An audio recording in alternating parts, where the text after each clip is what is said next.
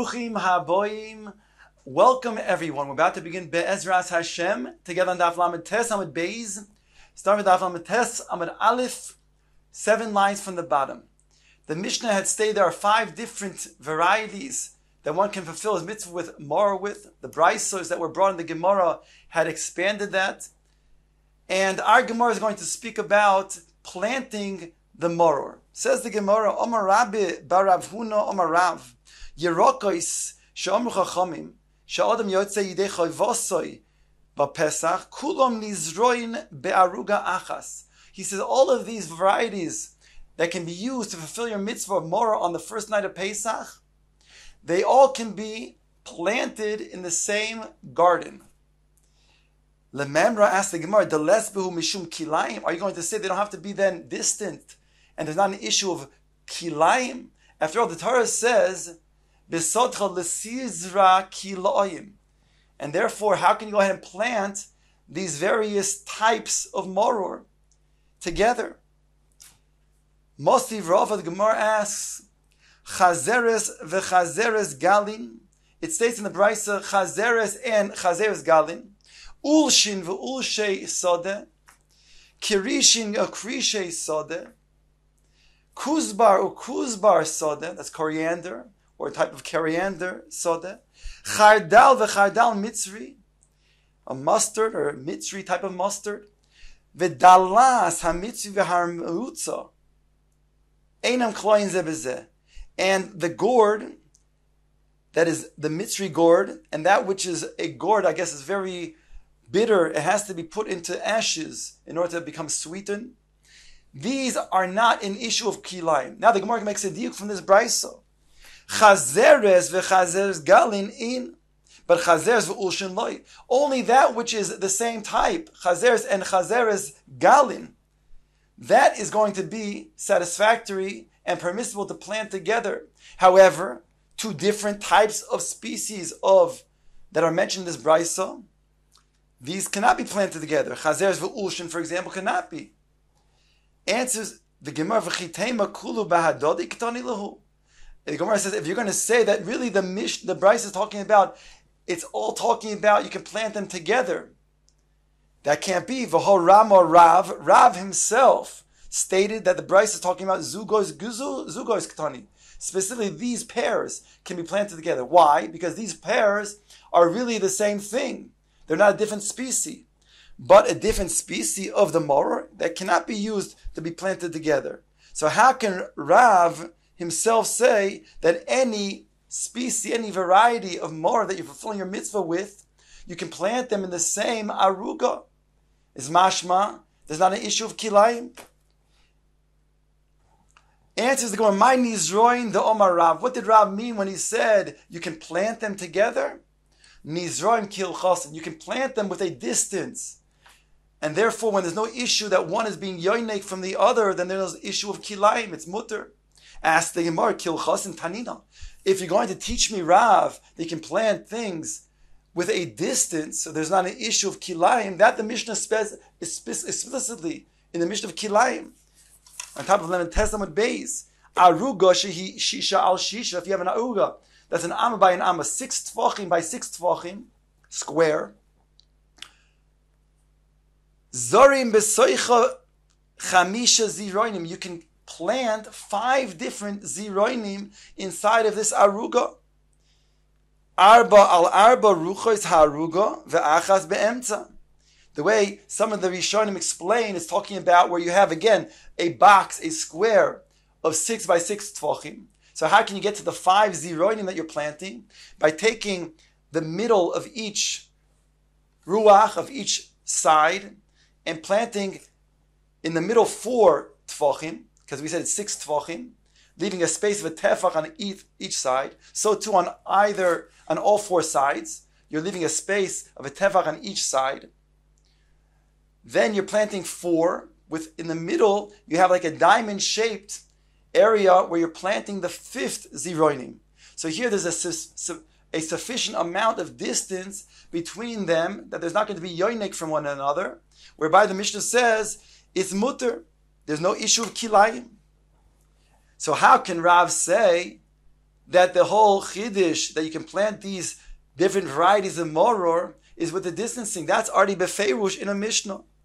Answers the Gemara, Ma'u Desema, you might have thought to say, Hani Mili, Bizroin, Avaviyirokos Lo. You might think when it comes to grains or kidneys, that is when you can go ahead and plant them in this aruga with such a distancing. But Yerokos, not. And therefore this Mishnah is coming to say, only when it comes to Zroim, but Yerokos not. Comes along Rav to Mechadesh that even Yerokos can be planted in such an aruga in the same way. Ask the Gemara, remember the Yerokos alima mizroim. Are you going to say that Yerokos is stronger in that it requires more yanika, and therefore you have to distance further than Zroim? And therefore the Mishnah is talking about Zroim? That can't be Vatnan. The Mishnah right afterwards in this Mishnah, I think it's Mishnah Gimel in Kilayim, in that parak, which is right after the Mishnah was just quoted, states, Kol minei zroim ein zorin ba'aruga achas. That you cannot plant different types of zorim, different types of zroim, different types of grains in one aruga. And that Mishnah we just quoted, this Mishnah goes on to explain, Kol minei yerokos zorim ba'aruga achas. That Mishnah is talking about dafka yerokos. So that cannot be what Rav is coming to Mechadish, because this Mishnah is talking about yerokos and only yerokos. Ma'u Desema explains the Gemara, you might have thought, Hani Morer Bein Zeroim Ninhu. That Morer is a type of the Zeroim. And therefore, we need Rav to explain otherwise, Kamash Malan, that it's not, it's a Yerek. Frek the Gemara, Zeroim Salkedaikti, when you have such a Hava Mina, that Morer is a Zera, it's Zeroim. V'hotnan Yerokos, our Mishnah says, there are 5 different yerokos that you can fulfill your mitzvah of moror with. Vitani bar kapora yerokos. And when bar kapora taught the brisa, he also stated yerokos in regards to moror. Vitani de Beis Shmuel yerokos. And also when Beis Shmuel taught the brisa of moror, it also stated they are yerokos. So there's no such havamina that we're talking about zroim and not yerokos. The Gemara says, Chazeres itzrichalei. We need it for Chazeres. Because I might think to say, Hoyel v'soifo lahakshois, since when it comes to the stalks, they get thick and become hardened, whereby they begin more space. And therefore, neistiv lo revochatfei, they require more distancing between them and the other things that are planted. Lavam Rabbi Yosi b'Rabbi Chanin. Did we not hear from Rabbi Yosi b'Rabbi Chanina kelach shel kruv shehuksha marchivin lo beis roiva, that when it comes to a cabbage, there when it becomes thickened, it becomes the kelach, the stalk of the cabbage becomes thickened and hardened. Then you have to then make a further distancing. You have to marchiv a beis roiva. Al makiven de soifa lahakshos yavinon le yavinon. So just like in the cabbage, you have to then make a bigger distancing when because of the stalk that becomes hardened and thickened. So too over here by the chazeres of the moror, because the stalk becomes hardened and thickened, you also would have to make a greater distancing. Kamash malon, that so long as it's not hardened, you can plant it in the same way as you do on the other ones as well. And therefore, just like the Mishnah states, in the same aruga, you can technically plant 5 different, these yerokos of moror. The Gemara now quotes the Mishnah, Yotzim behem ben lachim ben yaveshin. You can fulfill your mitzvah of moror on the first night of Pesach, a mitzvah midirabanan, bismanenu, since we do not have the korban Pesach. And you can fulfill them ben lachin ben yaveshin, whether they are moist or they are dry. That's talking about the stalks. When the stalks are even dry, they can go ahead and be fulfilling the mitzvah of moror. But when it comes to the leaves, that's only if they're moist, but not if they are dry. I asked the Gemara of Hameditani Sefer, the Sefer of the Mishnah states, Bekelach shelohen, Michlal deresha, Olin, the fact that the Sefer had to specify the kelach It must be that the Reisha that was talking about Bein Alachim, Bein Yaveshin, is talking about Alin, talking about the leaves themselves. Answers the Gemara, no, Perusha come Mefaresh. The Mishnah and the Sefer is just coming to Mefarish the Reisha. Ki ketoni Bein Lachim, Bein Yaveshin, Akelach. When it's stated in the Reisha that you can fill your mitzvah of Moror, whether it is moist or dry, it's referring to the Kelach, this stalk. Meis effect the Gemara, the following Braisa, Yoitzin Bohen, Ubekelach Shelahen, Bein Lachim, Bein Yaveshin, the Rabbi Meir. Rabbi Meir says, you're Yoitzei with them and their stalks, whether they are dry or whether they are moist. Whereas the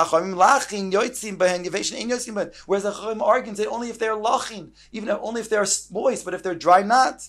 The Shavim, but both Rabbi Meir and the Chachamim do agree sheyoitzin bohen kimushin, that even the Chachamim would say that as long as it's true they have not lost some of their moisture, but they're not completely dry, they're kemushin, you can fill their mitzvah of moror. Aval, and they both agree, however, also, lo kevushin, it cannot be moror that is soaked in vinegar, or has been soaked even in water for a period of 24 hours. V'lo shalukin, v'lo mevushalin, and not have been cooked, or cooked very well, that cannot be used for your moror. The Brisa concludes, klolo shel dovar, kol sheyesh boy tam, Moror yoitzin boy, because she'ein boy tam moror ein yoitzin boy. So long as you have at least the taste of the moror, then you can fulfill your mitzvah of moror with. If not, then you cannot fulfill your mitzvah of moror. Ad kan the brisa, but we're left with the question: how can you explain that the Mishnah is speaking about bein lachim bein yaveshin, is referring to that it's only stalks? Here, Rabbi Meir is that shita, and Rabbi Meir says it's bein lachim bein yaveshin, and l'chor he's talking about everything. Because he states over here in the Brisa, Yoitzin Behen Bekelach Shalahen. Answers the Gemara, Targuma Akelach. You have to say that Reb Meir is speaking about and explaining his words as referring to only going on the stalks, whereby the Chachamim are arguing, say even stalks they have to be moist, but if they're dry, they're not good.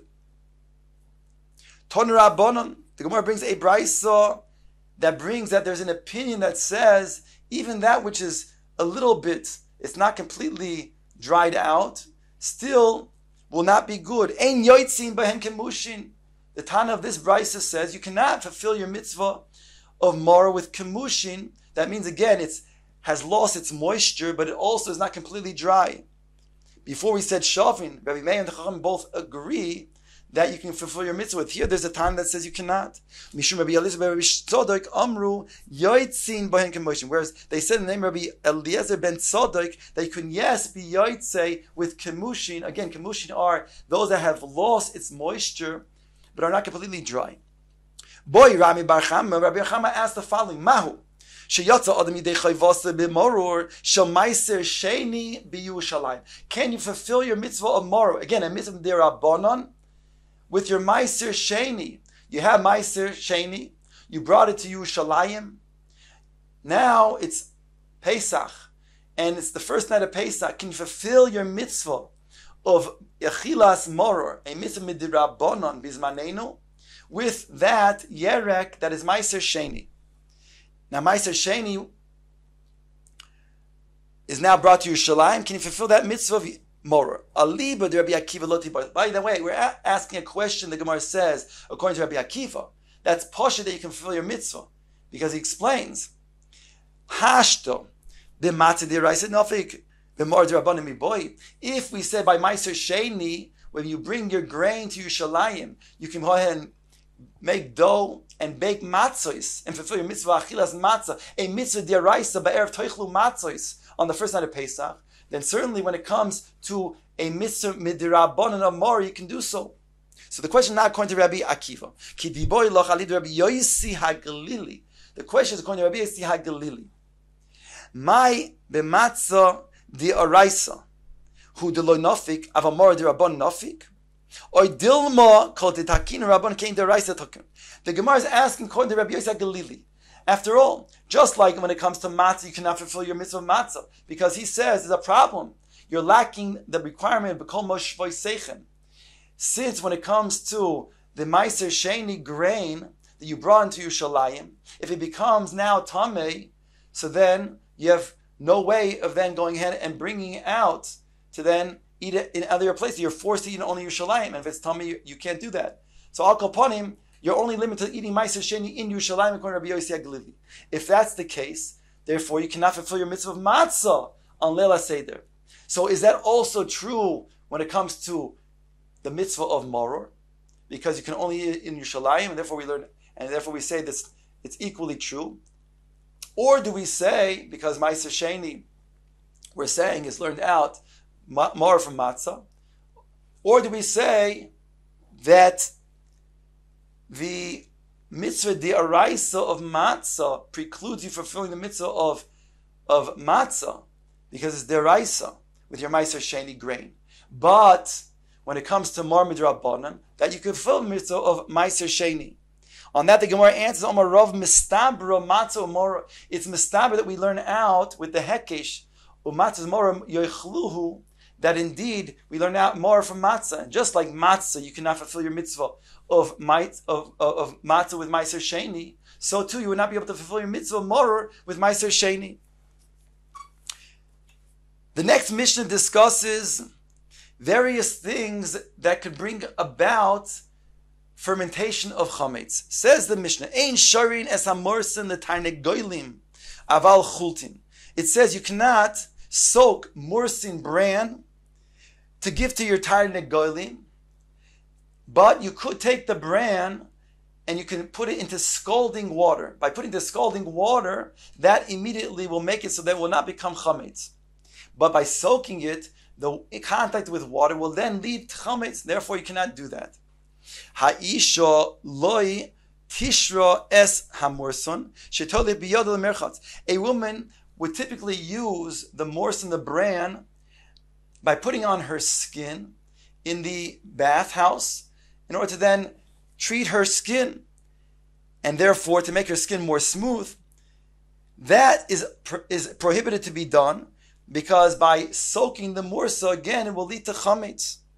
Aval shafahu b'mishra b'bsora yavish. However, what she could do is she can go ahead and take on her dry skin, without going to the bathhouse, but taking on her dry skin, rubbing the morson on her dry skin. Here the chiddush is, even though her skin may lead to sweating, that sweat does not bring about a chimutz. So that's going to be mutter. The Mishnah goes on to say, Lo yilois odam chitim v'yaniach akam hakosoi, mivnei shehem achmitzois. One cannot take chitin and put it in his mouth and chew it, and then take it out to put on one of his wounds, because the saliva does cause a mixing with the morsa, in this case with the chitin, and will lead to chametz. So although we said that the sweat does not bring to chametz, but saliva does have the properties that will lead to chametz. The Gemara brings a brayso ton rabbanon. Elu dvarim she'ein bohen lidei chimus. These are the following that do not bring to fermentation of chametz. Ha'ofui v'hamavushal v'chalut shecholtu b'roisechin. One who bakes, one who cooks them, or one who then puts it in scalding, boiling water. Mevushal frekte gemara. Was it true when it comes to mavushal, it doesn't lead to chametz? While you're cooking it, while it's in the process of still cooking, it will lead to chametz. So then how can you say that this is something that is not a problem, that won't be boli de chimutz?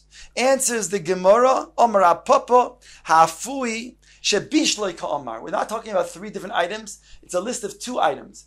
That which says afui, the hamavushal means afui that is now baked, that is now cooked. Once it is already baked, so no longer can then lead to chametz. When you go ahead and cook it, no problem.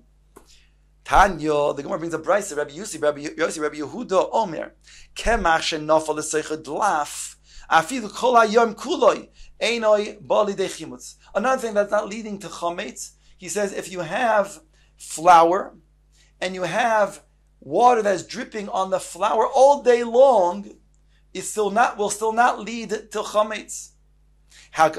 Rav Papa comes to explain how this is so. Omar Rav Papa, he qualifies for the ovid tif lahaditif. That's providing that it's dropping constantly without any cessation, and also without an interim in between. In other words, it's constant and it's quick. Drops one after the next, whereby there's no room for time for the flour to ferment. Amri de Rabbi Shilo, Vatika Shori. A Meichel Kemach, he says, called Tika, is mutter to be eaten. Frekte Gemara Vahatanya. Vatika Oser, Hare, the Brisa says otherwise. Answers the Gemara, Lokash, it depends what we're talking about. That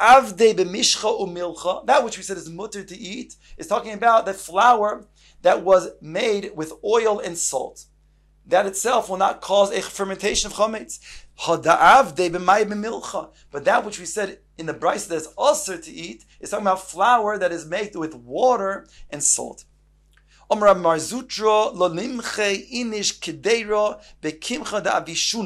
He says if you want to take a pot and thicken the contents of the pot, you shall not take that flour that was put into an oven to become baked.